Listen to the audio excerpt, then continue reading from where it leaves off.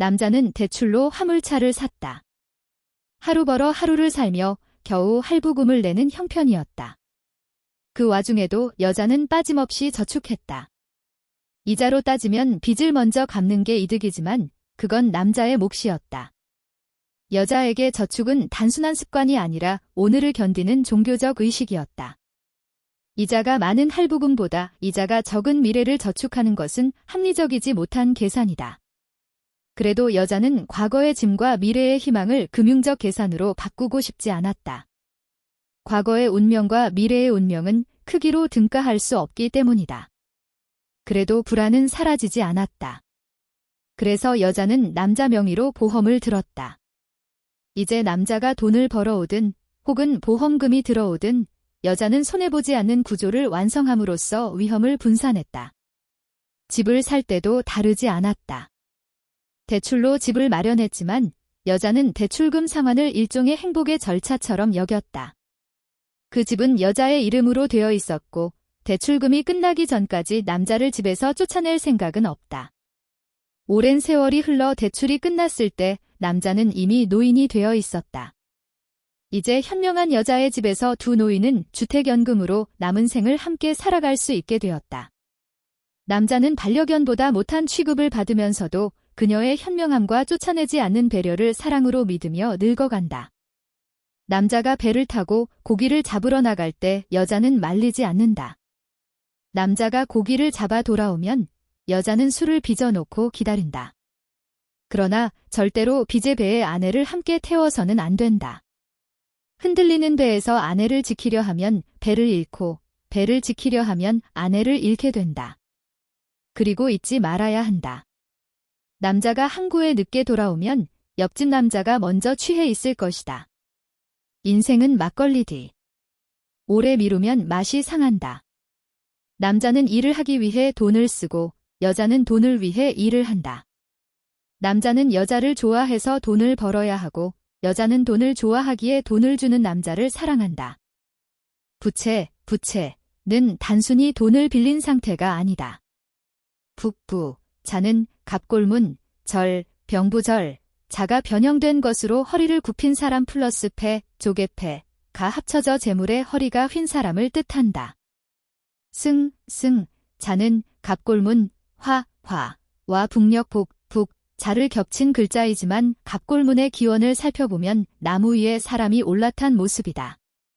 그래서 승은 곱하다, 상승하다, 기회를 타다, 올라가다의 의미로 확장되었다. 수학에서도 음수, 곱하기 쌓인 음수, 양수가 된다. 부정이 부정을 만나 긍정으로 전환되는 원리다. 삶도 마찬가지다. 지금 당신이 견디고 있는 삶의 무게만으로도 이미 다시 재기할 자격은 충분하다. 그런데도 패배자의 인식을 주입하는 것은 실패 책임이 전적으로 개인에게 있다고 강조해야 기존 질서를 쉽게 유지할 수 있기 때문이다. 실패의 원인은 대개 결심이 하지 않아서가 아니라 잘못된 수단을 선택했거나 운이 나빴기 때문이다. 세상은 노력보다 수단의 논리로 결정된다. 노력은 방향을 바꾸지 못하지만 수단은 방향을 바꾸어 현실을 재구성한다. 즉, 같은 노력을 들이더라도 어떤 수단을 선택하느냐에 따라 결과는 전혀 달라진다. 는 능력이 아닌 수단의 효율성이 만드는 경우가 많다. 그리고 그 수단을 선택하는 과정 또한 대개 운의 영향을 크게 받는다. 우리는 끝없이 미래를 예측하려 애쓰지만 그것은 사실 불가능에 가깝다. 결국 확률상 더 가능성이 커 보이는 쪽을 고를 뿐이다. 오늘을 못 버티면 내일은 없다. 그런데 내일만 쫓다 보면 오늘이 없다. 여성의 사회적 지위와 발언권이 강해지면서 현모양처라는 말은 유교적이고 성 역할을 고정하는 구시대의 개념으로 비판받는다. 그러나 꼭 그런 것만은 아니다. 어떤 여성에게는 여전히 최고의 칭찬이기도 하다. 전문 직업을 가지면서도 가정에 최선을 다하는 아내, 나에게는 그것이 곧 현모양처다. 반면 아내가 바라보는 나는 아직도 사춘기 꿈을 꾸는 철없는 남편이다. 그도 그럴 것이 내 마음속에는 여전히 저 먼 태평양으로 고래를 잡으러 떠나고 싶은 꿈이 살아있기 때문이다. 내가 기획하고 준비하는 모든 것은 아내의 눈에는 추상적이고 뜬구름 잡는 일처럼 보인다. 그런데도 내가 감사한 것은 나와 가장 많은 토론을 나누는 상대가 아내라는 사실이다. 아내는 늘 나를 평범하지 않은 사람이 아니라 비정상적인 이상주의자라고 말한다. 나는 반박한다. 아내는 학교 생활에 모범적이었고 직장 생활도 성실히 해내며 두 아이의 엄마로서 모범적인 삶을 살아왔다. 반면 나는 엉망인 학창시절과 불안정한 직업으로 살아왔다. 그러나 판단의 기준을 바꾸어 보자. 아내는 정해진 조건 속에서 최선을 선택했다. 나는 정해진 조건이 아닌 새로운 조건을 찾아 헤맸다. 결국 아주 정상적으로 보이는 여자를 내가 아내로 삼았고 반대로 아주 비정상적인 나를 남편으로 삼은 것은 아내다. 아내는 정상 속에서 비정상을 꿈꾸었고 나는 비정상 속에서 정상을 꿈꾸었다. 고대 소피스트의 궤변처럼 들릴지 모르지만 부부가 함께 살아가는 데는 그만한 이유가 있다. 아내는 오늘보다 내일을 위해 저축한다. 그것은 여성이 아이를 돌보며 경제적 불안감을 더 크게 느끼기 때문이다. 반면 나는 내일보다 오늘을 살아간다. 미래의 불확실성보다 오늘의 최선을 중시한다. 그러나 오늘의 돈을 쓰는 것은 단순한 낭비가 아니다. 그것은 미래를 준비하는 또 다른 방식이다. 지금 저축한 돈은 시간이 지나며 화폐 가치가 떨어질 수 있지만 지금 쓰는 돈은 새로운 가능성을 발견할 수 있다. 다시 정리하자. 지금 가진 것을 그대로 보존해 미래를 준비하는 것은 인플레이션으로 가치가 떨어진다. 소극적이고 여성적인 방법이다. 반면 지금 가진 것을 활용해 미래를 준비하는 것은 적극적이고 남성적인 방법이라 할 수 있다. 지금 자금을 투자하는 것은 미래 가치를 높인다. 물론 위험은 기대 가치에 반비례한다. 저축은 위험을 회피하지만 그만큼 새로운 기회를 상실한다. 19세기 아일랜드 대기근 때 집단 이주를 결단한 것은 남자들이었다. 그리고 그 결단이 현실이 되도록 철저히 준비한 것은 여자들이었다. 아무리 아끼고 노력해도 견딜 수 없을 때 남자들의 도전은 변화와 기회를 가져다 주었다. 하지만 무분별한 도전은 언제나 패가망신의 길이 되었다. 전쟁터에서 죽고 돌아오지 못한 남자들의 운명도 마찬가지다. 땅을 차지하려고 남자들은 싸우고 죽었다. 그러나 그 땅에 씨앗을 뿌리고 곡식을 거둔 것은 여자들이었다. 노동의 시간은 여성이 길었고 죽음의 위험은 항상 남성이 컸다. 하루하루 먹고 살 수 없다면 미래로 나아갈 수도 없다. 그러나 미래만 바라보다 보면 오늘을 살아낼 수 없다. 미래의 꿈은 오늘의 삶의 힘이 되어야 한다. 이제부터 읽을 내용은 재미도 없고 감동도 없을 것이다. 그런데 굳이 돈을 주고 이 책을 읽어야 할까? 당신이 나처럼 돈에 간절하고 미래에 이루고 싶은 꿈이 있다면 읽어라. 그렇지 않다면 여기서 멈춰도 좋다. 여기는 고급 레스토랑도 위생적인 구내식당도 아니다. 다리 밑에서 솥단지를 걸고 라면과 국수를 끓여 개울에서 잡은 피라미를 넣어 먹는 불쌍한 자들의 배부른 한 끼를 위한 자리다. 신용불량자 정한영이 솥을 걸고 불을 피워 자리를 마련했다. 내 또래라면 가난한 그 시절 물가에 모여 철렵을 했던 기억이 떠오를 것이다. 우리는 가난했지만 풍요로웠다. 노래를 부르고 강에 뛰어들고 한솥에 라면과 국수를 끓여 나눠 먹었다. 그때처럼 지금도 나는 돈이 없다. 그러나 내가 돈을 벌려는 이유는 함께 배부른 시간, 그 행복한 순간을 다시 찾기 위해서다. 4. 왜 저축하는가? 가난한 사람의 저축은 어리석은 짓이다. 우리는 흔히 이렇게 말한다. 노후에 불행하지 않으려면 저축을 하고 자산을 형성해야 한다. 그러나 나는 이 주장에 동의하지 않는다. 나의 노후는 아내와 함께한다는 전제를 두고 있지만 아내는 그렇지 않은 듯하다. 흥미로운 점은 대부분 남자는 다시 태어나도 지금의 아내와 결혼하겠다고 말하지만 여자 대부분은 그렇지 않다고 대답한다는 것이다. 이 차이는 단순한 농담이 아니다.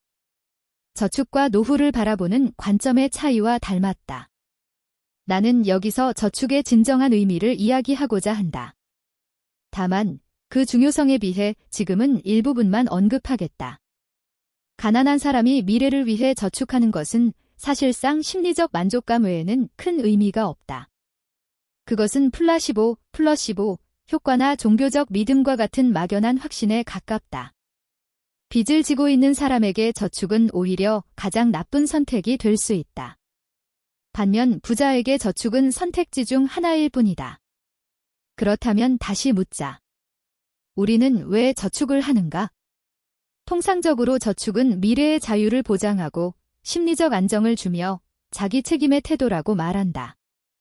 그리고 소비를 통제하고 장기적 안목을 기르는 과정에서 자립심과 책임감을 키운다고들 한다. 그러나 정말 그런가? 저축은 결국 나의 자산을 은행에 위탁하는 행위다. 그런데 은행은 개인의 자유나 안정을 보장하기 위해 만들어진 기관이 아니다. 어느 나라의 은행도 그런 목적을 가지고 설립되지 않았다. 은행의 목적은 단 하나, 금융적 이익의 극대화다. 은행은 개인에게서 돈을 모아 기업에 빌려주고 그 대가로 받은 이자 중 일부를 예금자에게 나눠준다. 문제는 여기서 생긴다. 기업은 은행에 빌린 돈을 갚기 위해 개인에게 줄 급여를 낮추고 상품 가격을 올린다. 만약 기업이 은행 대출 없이 스스로 생산과 급여를 운영할 수 있다면 더 많은 임금을 주고 더 낮은 가격으로 상품을 팔 수 있을 것이다. 결국 개인이 은행에서 받는 이자는 낮아진 임금과 높아진 물가로 상쇄된다. 이 구조를 생각하면 은행은 개인에게 자본을 팔지만 실상은 자본의 이익을 지키는 장치다. 나의 경험을 예로 들어보자. 나는 사업을 하며 연 20% 이자를 감당하고 있었다. 반면 아내는 연 3% 금리의 저축 상품을 고민했다. 그래서 말했다. 그 돈을 내게 빌려주면 더 높은 이익을 줄 수 있어. 그 순간 아내는 이혼을 언급했다. 아내는 돈을 은행에 위탁하는 것이 더 안전하다고 믿기 때문이다. 그 믿음은 대부분 맞다. 은행은 자산이 많은 사람에게는 낮은 이자로 돈을 빌려준다. 반면 부채가 많은 사람에게는 더 높은 이자를 물린다. 세상이 공평하려면 거꾸로 해야 하지 않을까? 돈 많은 사람에게는 더 높은 이자를 받고 돈이 없는 사람에게는 갚을 수 있도록 낮은 금리를 줘야 한다. 그래야 대한민국 진보가 주장하는 경제적 평등에 조금이나마 다가설 수 있다. 하지만 현실은 정반대다. 1억 원을 가진 사람은 1억 원을 쉽게 추가로 빌릴 수 있다. 그가 2억 원의 자산으로 대출금과 이자를 충분히 감당할 수 있다고 은행이 신뢰하기 때문이다. 반면 1억 원이 없는 사람에게는 1억 원을 빌려주지 않는다. 상환 능력이 없다고 판단되기 때문이다. 즉, 자산이 없는 사람은 대출을 받자마자 이자에 짓눌리지만 자산이 있는 사람은 그 자산의 일부를 떼어 상환할 수 있다. 그런데 1억 원의 빚을 진 사람에게 돈을 빌려줄 은행은 없다. 이것이 오늘의 금융 시스템이다. 부를 지키는 자들의 공리다. 그렇다면 질문을 바꾸자. 돈이 없는 사람에게 더 낮은 금리로 그의 신용을 넘어서는 돈을 빌려줄 수는 없을까? 나는 20여 년간 부동산 경매를 하며 이 일이 얼마나 쉬운 일인지 확인했다. 문제는 시스템, 즉 콘텐츠다. 부자는 1억 원으로 땅을 사서 값이 오르지 않으면 불행하지만 가난한 사람은 같은 땅에 땀 흘려 농사만 지어도 행복해질 수 있다. 돈으로 만들어지는 신용이 아니라 돈이 활용될 수 있는 콘텐츠를 위하여 투자가 이루어지는 신뢰가 만들어져야 한다. 그러나 세상은 오랫동안 그렇지 못했다. 그러나 변화가 시작되었다. 특히 부동산 시장은 뚜렷이 바뀌고 있다. 이유는 간단하다. 과거에는 젊은 사람이 많았다. 그 존재 자체가 콘텐츠였다. 하지만 고령화 사회가 되면서 부동산은 남아돌고 운영할 콘텐츠, 사람가 없다. 사람이 넘치던 시절에는 돈을 가진 사람이 갑이었다. 이제는 돈이나 부동산 소유자가 아니라 그 땅을 가꿔야 하는 욕구와 역량이 갑이 되어가는 시대가 온 것이다. 그런 사람은 가난한 사람이거나 필자처럼 망한 사람이다. 결국 돈의 크기가 아니라 그 돈을 어떻게 순환시키는가에 있다. 나는 대한민국에서 부동산 경매를 제일 잘한다. 물론 나의 주장이다. 경매를 잘하는 법은 적은 돈으로 많이 오르는 땅을 찍는 재주가 아니다. 그 땅의 가치를 가장 크게 올릴 사람을 찾아 연갈하는 일이다. 그게 진짜다. 결혼정보회사가 AI를 자랑하며 성사율이 가장 높다고 떠들지만 그건 우스운 이야기다. 가장 쉬운 방법은 이렇다. 체육관에 남녀를 가득 모아두고 둘이 손을 잡아야만 나갈 수 있게 하면 된다. 연결의 규칙을 바꾸면 결과가 바뀐다. 이 책에 소개할 특허의 원리도 바로 그와 같다.